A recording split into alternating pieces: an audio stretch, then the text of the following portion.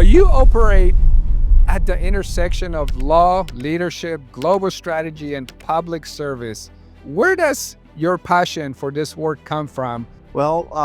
First of all, I think it all starts with people. I think if you like people and you like to solve. So now let's talk global risk and boardroom strategy. How should corporate boards navigate rising geopolitical risk, from trade wars to regulatory shifts? Well, let's say that this continues to be a hot button issue.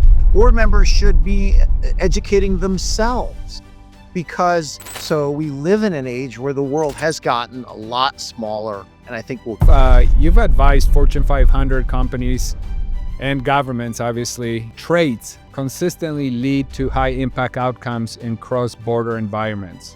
Well, maybe it goes almost without saying, but communication is absolutely critical. Communication has to be. So I think thinking about what the regulatory landscape is going to look like in the future, how will that? From a legal point of view, where do you see legal counsel playing a bigger role in shaping not just the compliance, but business growth and brand trust? Well, I'm self-interested in saying this, admittedly, but the role of the lawyer in an organization and in-house lawyers,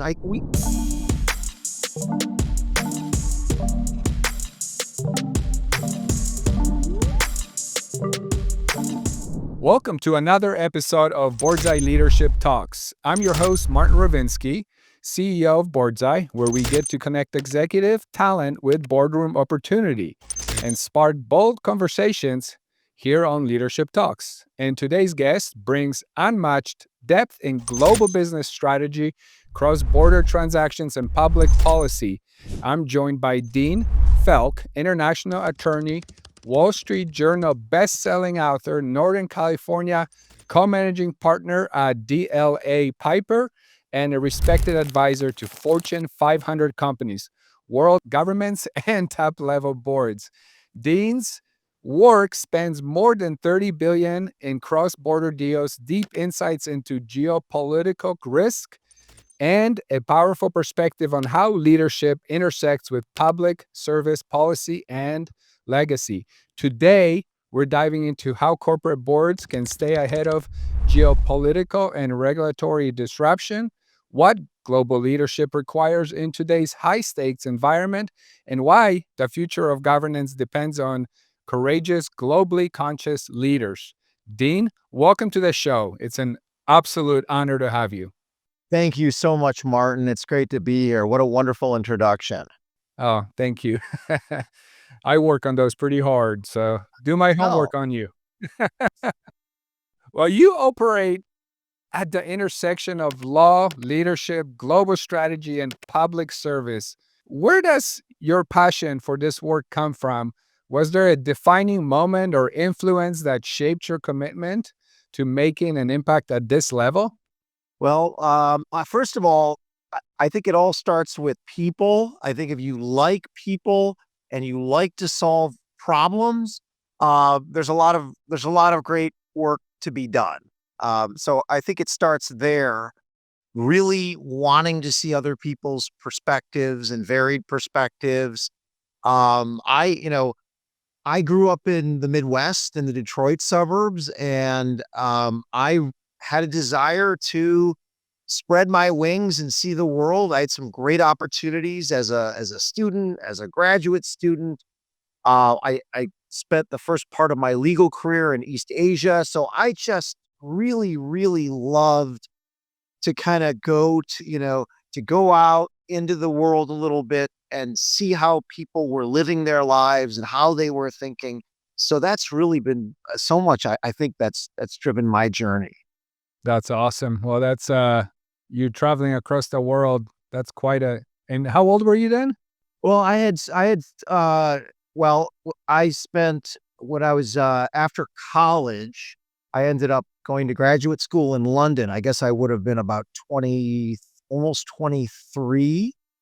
I took time off from law school. I was a Fulbrighter in South Korea and spent some time traveling Asia. So my early 20s, a great time to, this sort of formative period that many of us have. I had a mentor going a little further back. I had a mentor in university, State Senator Jackie Vaughn, Michigan State Senator that I worked with. Incredible career of his generation and civil rights work. And he had spent time studying in England, and he really encouraged me to kind of get outside of my comfort zone and get out there and try to go to the source, and really see again how people are thinking and how cultures are shaping decisions and societies. And so that's been part of the genesis. Amazing. That is pretty awesome opportunity that you took and obviously gained a lot from it. So now let's talk global risk and boardroom strategy. How should corporate boards navigate rising geopolitical risk from trade wars to regulatory shifts? And what strategies are you seeing work in boardrooms today? Well, let's say that this continues to be a hot button issue. There's so Mhm. much going on in the world, and there's so much change, and the pace Yeah. of change continues to accelerate, right? So nothing is happening in a vacuum. You have technological change from one end, you have geopolitical change. Um, the world we live in today seems to change, by the day, if not the hour, in some cases. So boards have to be more global in their perspective. They have to be better informed on what's going on, and they have to be more agile than ever to really to adapt to the times, to meet their fiduciary duties, to help guide their organizations. In some cases, this means hiring outside experts. In some cases, this means actually bringing people onto boards who have a background in government or diplomacy or the intelligence community. But you know, the need to really think about what could happen and contingency plan, right? Kind of like the Pentagon does. What happens if our supply chains are interrupted? What happens if tariffs are placed on our products? How are we going to adapt? So trying to see around the corner and do that contingency planning, I think is incredibly important.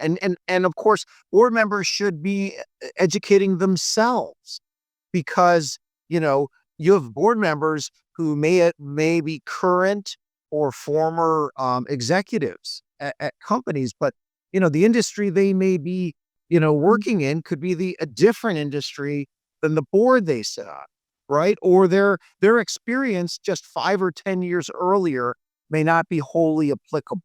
So, I think the idea of, lifelong learning, right? You can't just go to school, in your 20s and then you're set for life. You have to continue to think about the forces that are changing the world, and those same forces that will impact the company that you have a fiduciary duty to. Right. So I think those kinds of things are, critically important to the success of boards. 100%. You hit on a lot of really good points. And yeah, I feel like sometimes there are just leaders that think they have it all figured out, or they're, 20 years of experience. That's all they're going to ever learn. And it just, especially these days, I mean, things are changing quicker than ever. I mean, here in the Bay Area and Silicon Valley, we've been thinking about the pace of change and Moore's law now for several decades, but that has accelerated. We are now in the AI age and the quantum age. So a lot of assumptions will and are being turned on their head. And so you can't expect that the world that we're coming from will bear all similarities to where we're headed. So it does require imagination to think about the future. And look, boards of directors are in many ways need to be risk averse. So they need to think about what are best case scenarios, but also what are worst case scenarios, right? More information, of course, is better than less information. Timely information is incredibly important. And, we may live, you can argue that there's a lot of protectionism around us and regionalization, that the grand era of globalization that started after the fall of the Berlin Wall, or with the emergence of the WTO, that has really plateaued. But at the same time, we are more connected than we've ever Yeah, been, right? Because information absolutely. travels so quickly, and so profoundly. And at the same time, we just lived through a 100, hopefully once in 100-year pandemic. And for many of the global companies that we're working with, they have customer bases, they have talent, they have R&D spread all over the planet. So we live in an age where the world has gotten a lot smaller, and I think will continue to. And so that makes the board members' role all the more challenging, all the more critical, but also presents incredible opportunities. Absolutely. And you've advised Fortune 500 companies and governments, obviously. What leadership traits consistently lead to high impact outcomes in cross-border environments? Well, maybe it goes almost without saying, but communication is absolutely critical. Communication has to be clear, concise. Uh, you know, Communication in times of crisis, all the more so. But if you add the layer of the cross border or kind of a global context, all the more reason to have absolute clarity to try to bring diverse stakeholders along. Because if people don't know what you're trying to achieve, and if they don't know the why, then it becomes fiendishly difficult to achieve success at scale. So you have that clear communication. It should be values based. Not that every organization, these are businesses. They're not all, you know, the paragon of a virtue in every corner of our lives that we sometimes hope they will be. But at the same time, what is it? What is the fundamental value proposition of your organization? Are you trying to solve for a problem? Are you trying to make people's lives more productive? Right? Is your industry in healthcare? Right?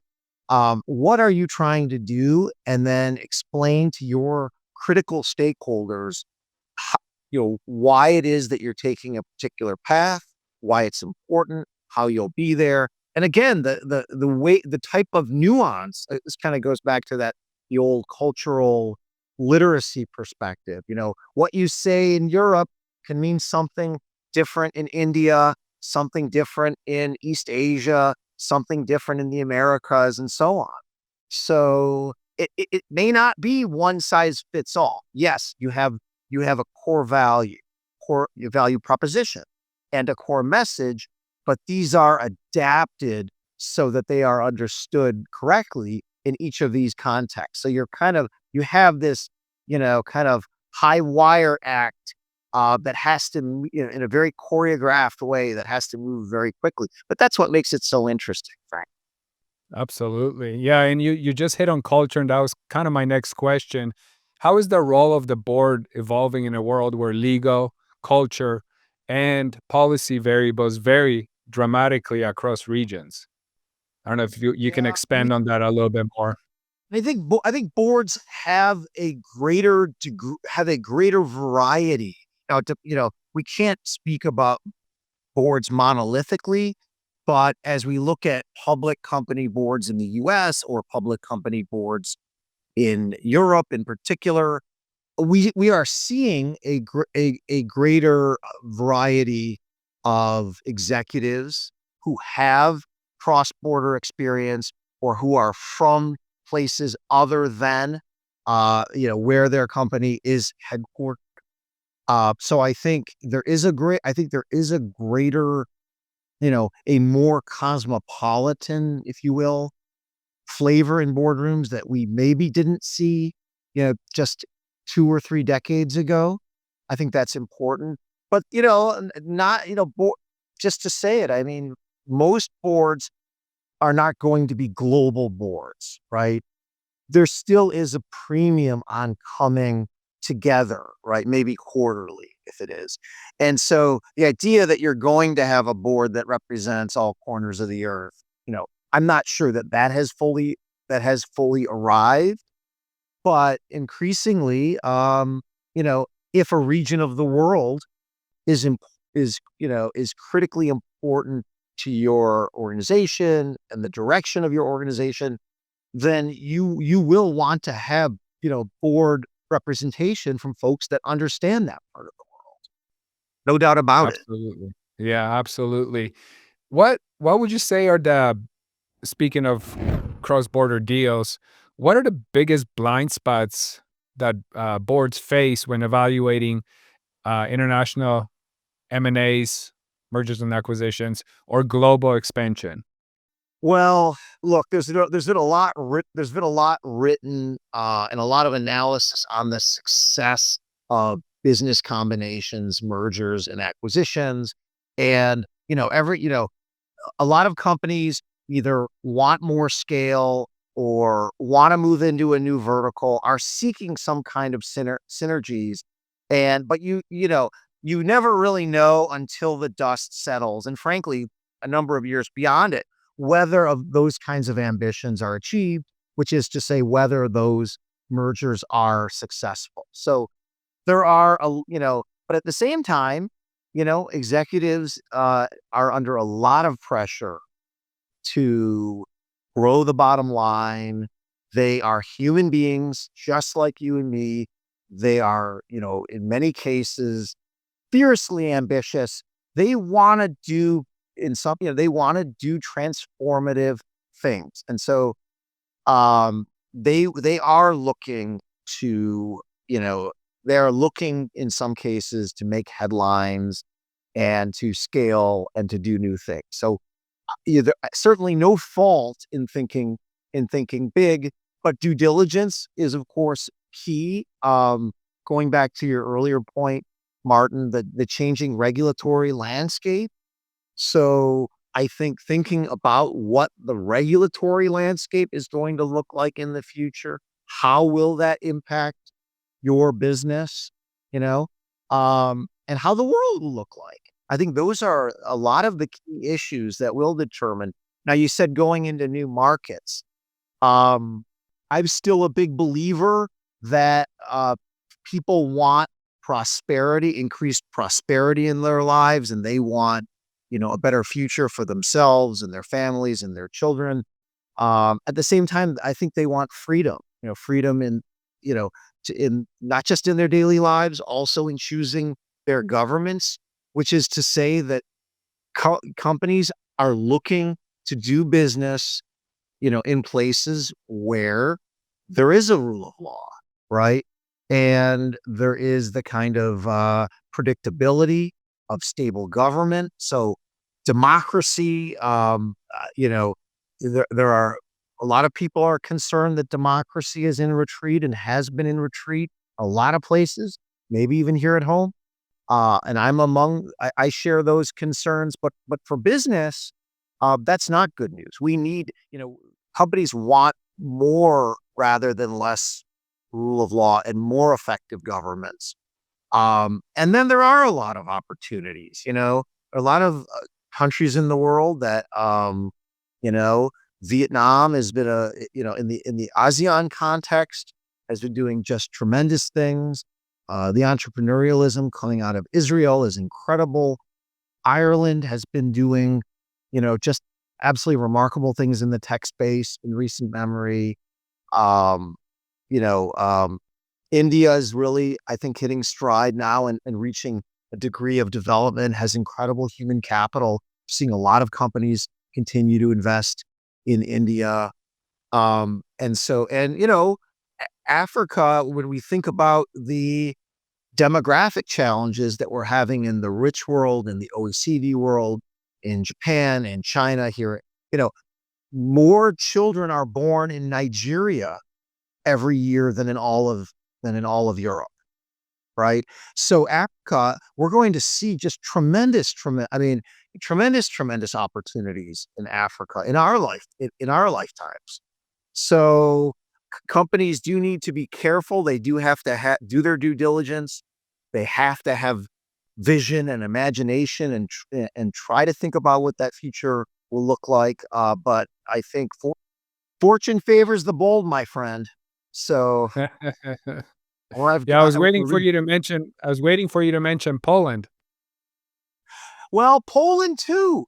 Poland has been a star in Europe, and thank you for that. And forgive me. Hmm, I guess I don't want to editorialize too much. Poland has been a great, NATO ally, and we have seen, how can I say, we've seen some encouraging signs in Poland in terms of their democratic path, but they've also had their challenges. I think it's fair to say. Absolutely. Um, from a legal point of view, where do you see legal counsel playing a bigger role in shaping not just the compliance, but business growth and brand trust? Well, I mean, I'm self-interested in saying this admittedly, but the role of the lawyer in an organization and in-house lawyers, I think really has elevated within the last generation for obvious reasons, because regulation and the rules that govern how companies do the business have played a central role in the success or the failure of these organizations. So increasingly, lawyers are a critical voice in the C-suite. That's good news for outside counsel also, because we are part of their brain trust. But that is really good news for us. Uh, um, you know, and lawyers are increasingly expected to know not just the law, not just the regulation, but to actually understand the business, the business focus, the business implications. What are we trying to achieve? Because, you know, um, once upon a time, the legal profession was far more academic, right? But but businesses they operate in a real world context, right? And so nobody is trying to answer a law school exam. That's the reality. You want to educate your clients. They will make they will make smart, strategic decisions based on the information, based on wise counsel. Um, and they can and you have to understand, again, their business, their risk appetite, what they're willing to do. Because you don't want a Pyrrhic victory. You don't want to tie the hands of your clients so they can't operate a business. And you don't want a Pyrrhic victory where they are able to, untie some regulatory Gordian knot, but it slows them down to the point where their competitor eats their lunch. That's not, you don't want that to happen either. Yeah, the all famous red tape. Right. Let's talk about your legacy as a leader. Between your work with DLA Piper, your best selling book that we haven't even talked about yet, and your public service, what legacy do you hope to leave, and what advice do you have for next generation leaders looking to lead with impact? Well, if I could have just one legacy, it would be a good father.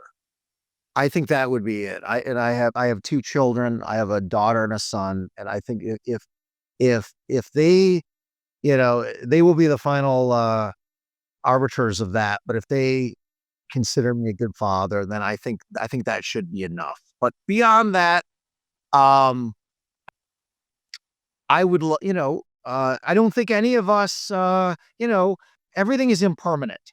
So in some ways, better to think about the ways that you can have impact in people's lives today than to think about a tombstone, if you will, or an obituary. So I would maybe counsel against thinking too much about legacy. But I love the core of your question, Martin, which I think is about impact.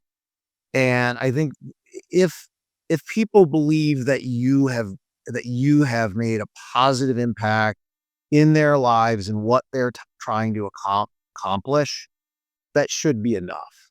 That should be enough. But if you're looking for recognition, I mean, forget about eternal recognition, long-standing. If you're looking for recognition, you may be disappointed, right?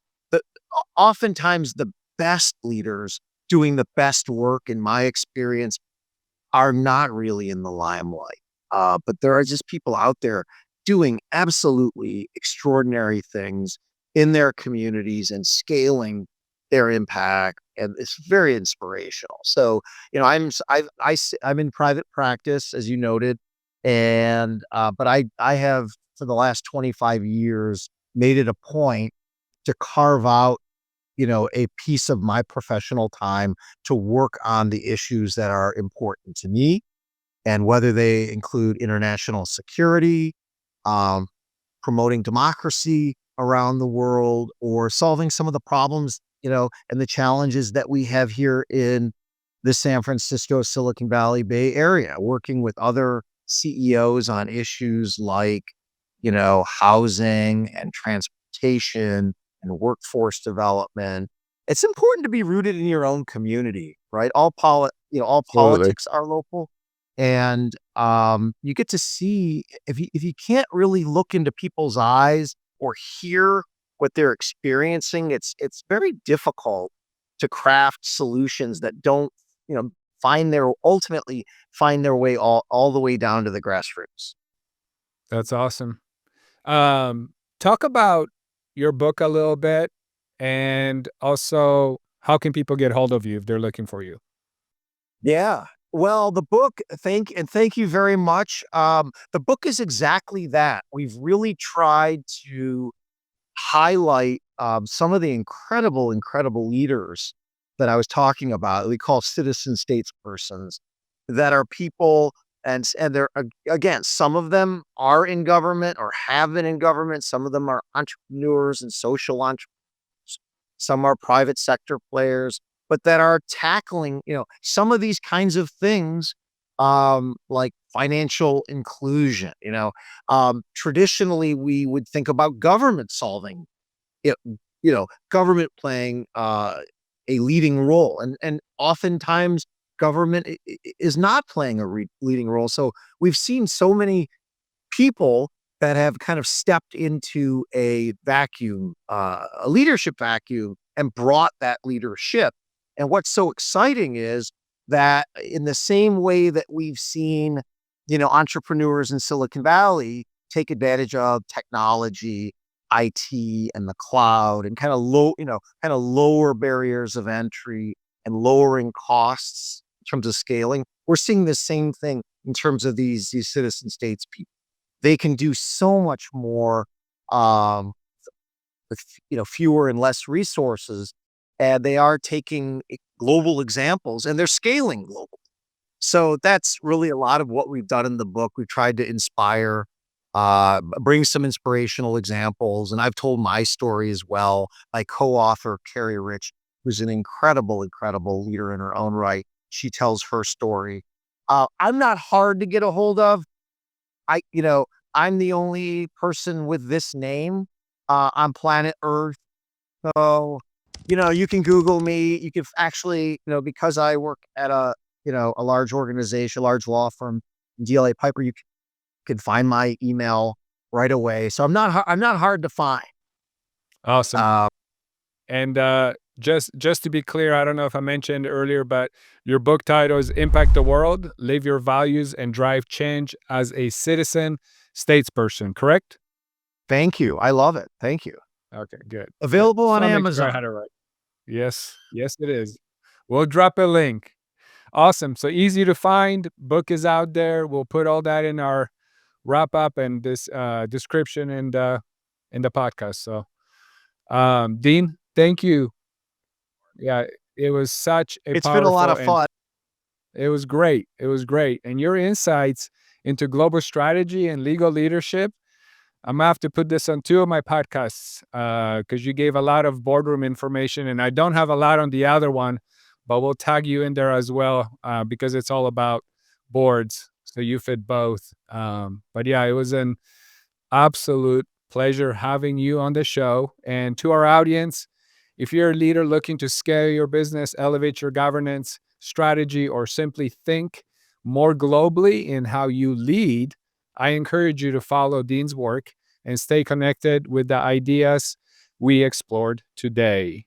And again, Dean, thank you. And thanks to everybody for listening. Thanks so much, Martin. It's been a lot of fun. Awesome. Thank you for tuning in to Leadership Talks. Don't forget to subscribe for more insightful conversations with industry leaders. Your support means a lot to us.